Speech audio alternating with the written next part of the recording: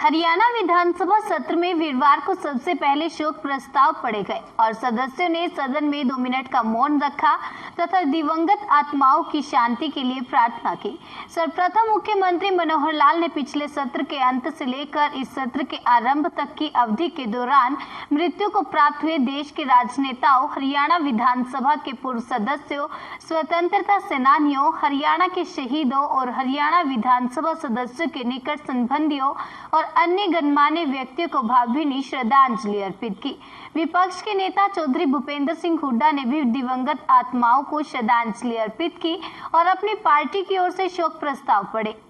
हरियाणा विधानसभा अध्यक्ष ज्ञानचंद गुप्ता ने भी शोक प्रस्ताव पढ़े और विधानसभा सदन में दी गई श्रद्धांजलि व शोक प्रस्तावों को शोक संपन्न परिवारों के पास पहुंचाने का आश्वासन दिया।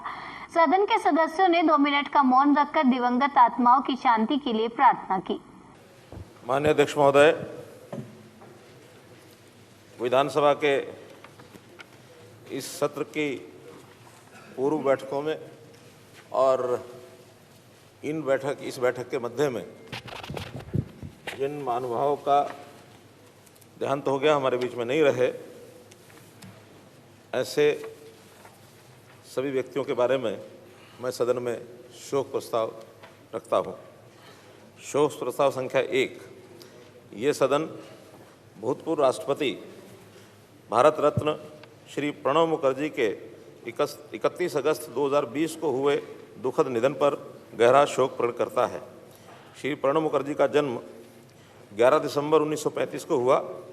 वे वर्ष 1969, 1975, 1981, 1993 तथा 1999 में 5 बार राज्यसभा तथा 2004 व 2009 में 2 बार लोकसभा के लिए चुने गए।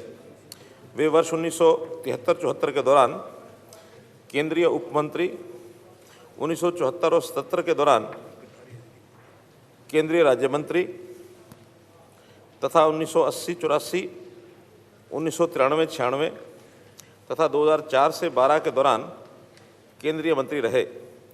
वे वर्ष 1980 से 1985 तक राज्यसभा तथा 2004 से 2012 तक लोकसभा में सदन के नेता भी रहे। वे वर्ष 1991 से 1996 के दौरान योजना आयोग के उपाध्यक्ष रहे।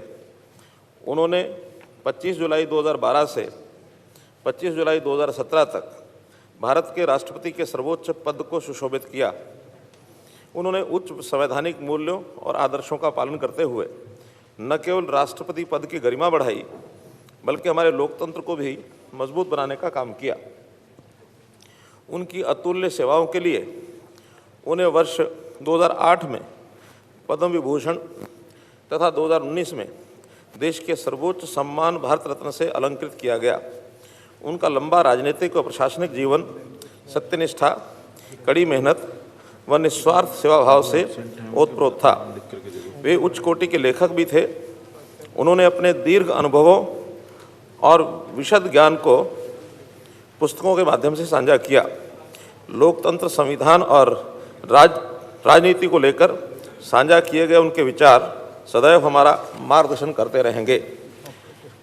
उल्लेखनीय मैं ये जोड़ना चाहूँगा कि उन्होंने हरियाणा के 2 जिले, गुरुग्राम और नूंह जिला, उसके 100 से ऊपर गांव अडॉप्ट किए और एक फाउंडेशन के माध्यम से उन गाँव का, बहुत से गाँव में कई प्रकल्प चला करके और उन गाँव का कायाकल्प भी किया। उनके निधन से देश एक उच्च कोटि के शिक्षाविद, प्रखर राजनेता एवं कुशल प्रशासक की सेवाओं से वंचित हो गया है। ये सदन दिवंगत के शोक संतप्त परिवार के सदस्यों के प्रति अपनी हार्दिक संवेदना प्रकट करता है। शोक प्रस्ताव संख्या 2। ये सदन केंद्रीय मंत्री श्री रामविलास पासवान के 8 अक्टूबर 2020 को हुए दुखद निधन पर गहरा शोक प्रकट करता है। श्री रामविलास पासवान का जन्म 5 जुलाई 1940 को हुआ।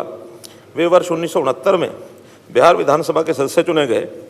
वे वर्ष 1977, 1980, 1989, 1991, 1996, 1998, 1999, 2004 व 2014 में 9 बार लोकसभा तथा 2010 व 2019 में 2 बार राज्यसभा के लिए चुने गए।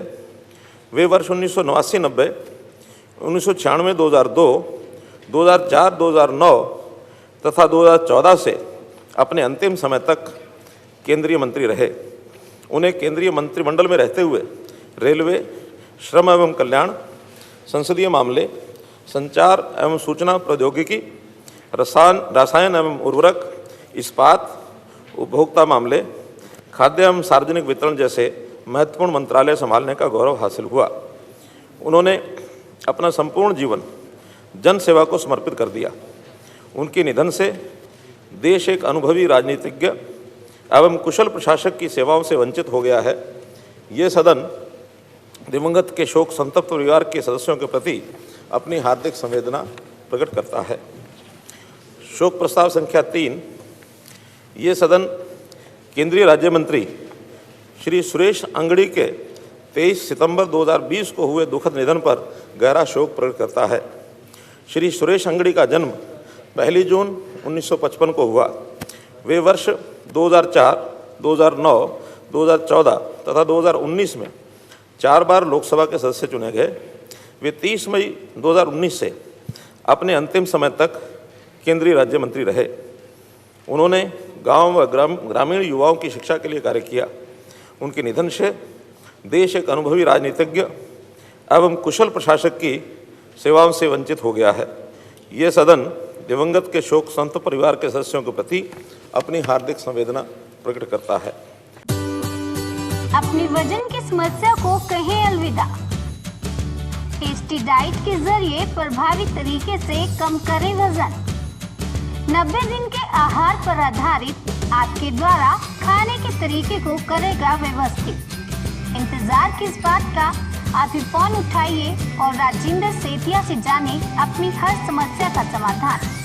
आज ही संपर्क करें 9781112200। Hi, I am Rajendra Sethia, fitness coach, wellness coach. तो हम लोगों को weight loss, muscle gain, lifetime fit कैसे रहना है उसके लिए जानकारी देते हैं। एक कॉमन सा क्वेश्चन है कि लोगों से हम पूछते हैं कि आपने वेट लॉस के लिए, फिटनेस के लिए क्या किया, तो वो कहते हैं मैंने जिम ज्वाइन किया, मैंने योगा क्लास ज्वाइन किया, मैंने जुम्बा क्लास ज्वाइन किया, मैंने डाइटिंग करी। तो फिटनेस में जो मेन रोल, इम्पोर्टेंट रोल है वो है 20% एक्सरसाइज और 80% हमारी न्यूट्रिशन, डाइट का रोल है।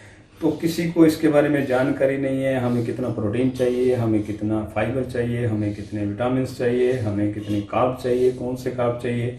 अगर पता भी है तो हमें पता नहीं है कौन से कार्ब हमें कहाँ से लेने चाहिए, कौन सी फाइबर हमें कहाँ से लेनी चाहिए, कहाँ से प्रोटीन लेना चाहिए, हमारी प्रोटीन कितनी मात्रा हमें चाहिए। तो हम लोगों को ये फिटनेस के बारे में, वेट लॉस के बारे में, मसल गेन के बारे में, आप मेडिसिन फ्री लाइफ, बीमारियों से कैसे बच सकते हो उसके बारे में जानकारी देते हैं। हम ऑनलाइन आपको घर बैठे पूरी जानकारी देंगे। आपको जूम कॉल के ऊपर हम लोग पूरी इन्फॉर्मेशन डेली सुबह 6:30 से 7:30 बजे हमारा एक सेशन होता है जिसमें पूरी जानकारी दी जाती है। बिल्कुल फ्री ऑफ कॉस्ट आप लोग हमारे ज्वाइन कर सकते हो। अगर आप ज्वाइन करना चाहते हो तो मेरे नंबर पे कॉल कीजिए 9781112200। मैं आपको लिंक भेजूंगा, आप मुझसे कॉल करेंगे, मुझसे बात करेंगे, आपकी क्या प्रॉब्लम है मुझसे शेयर कीजिए और मैं पूरी कोशिश करूंगा आपकी हेल्प करने में, आपको लाइफ टाइम फिटनेस एंजॉय करने में। Thank you.